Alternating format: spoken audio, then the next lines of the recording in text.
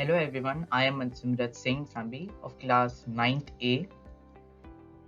Today I am going to give a presentation about measuring celestial distances using mathematics. Measuring distances. We are acquainted with the units of measuring lengths like millimeter, centimeter, meter and kilometer. We use these units in our day-to-day lives.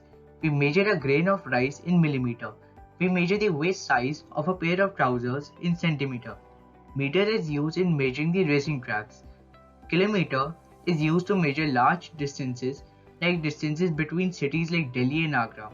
Subsequently, from continent to continent.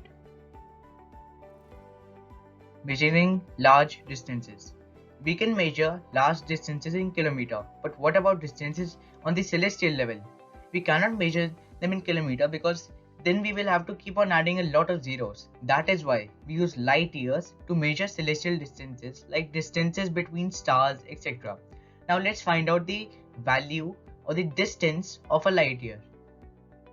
We know that distance is equals to speed into time, and speed of light is 3 into 10 the power 8 meter per second approximately. Time in an year is about 365 days, which accounts up to 31,536,000 seconds. Therefore, distance is equals to speed of light into time, that is seconds, is equals to 9.4608 into 10 the power 15 meters. Now it may look like a very small number, but actually let me tell you how many zeros are there. If we calculate the value, it is 94608,000,000,000,000. Now you can see a lot of zeros are there. Therefore, we use light years. Measuring distances between the sun and other stars.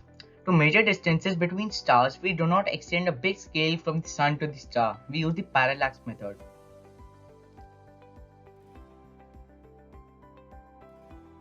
Now, as you can see, we have our sun right here. This big yellow ball is our sun. This blue sphere is the earth, and this orange sphere is Proxima Centauri, the nearest star to our sun. Now, this eclipse shaped path you can see is the orbit of the earth.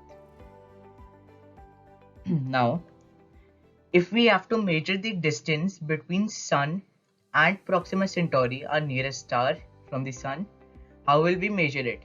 Of course, we cannot extend a big scale, or we do not have like a precise tool to measure it. That is why we made a method, or named as parallax method, to measure the distance. Now, as you can see on point A from Earth, let's say suppose an astronomer or an observer observes the angle of Proxima Centauri star with respect to another star. Let us name this angle as theta1. Now, after a duration of 6 months, again when Earth comes like halfway through its orbit, let's say another observer or the same observer observes Proxima Centauri star with respect to another star with the same star. Now, this angle will be theta2. Now, we can see that the distance between the sun and the earth is about 1 astronomical unit.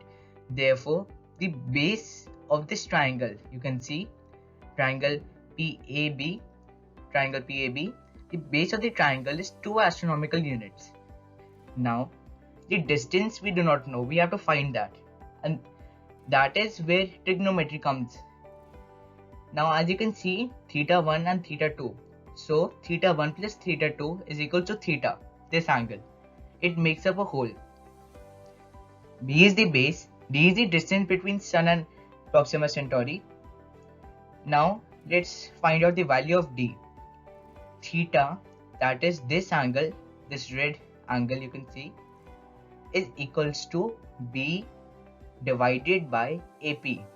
That means this angle you can see here is equal to B divided by AP. further solving, the equation theta, this angle is equals to B divided by D. Now, some will say that earlier I said that theta is equals to B divided by AP, but now I'm saying that theta is equals to B divided by D. That is because AP is almost equal to D. I'm not saying it is equal. This D and AP are not equal, they are almost or nearly equal. Therefore, we can replace AP with D. Now, on further transposing the variables and solving the equation, we get D, that is the distance between Sun and Proxima Centauri, the nearest star to the Sun, is equals to B divided by theta.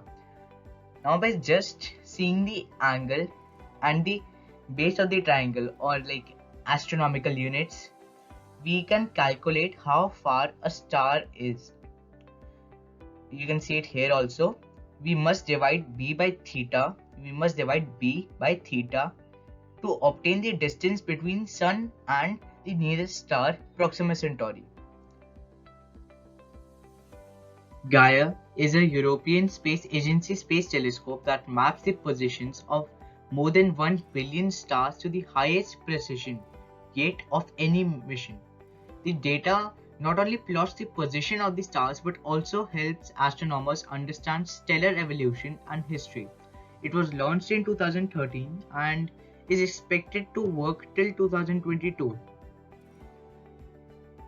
Now I would like to end this presentation with a quote: "Math is the language of the universe. So the more equations you know, the more you can converse with the cosmos." Thank you.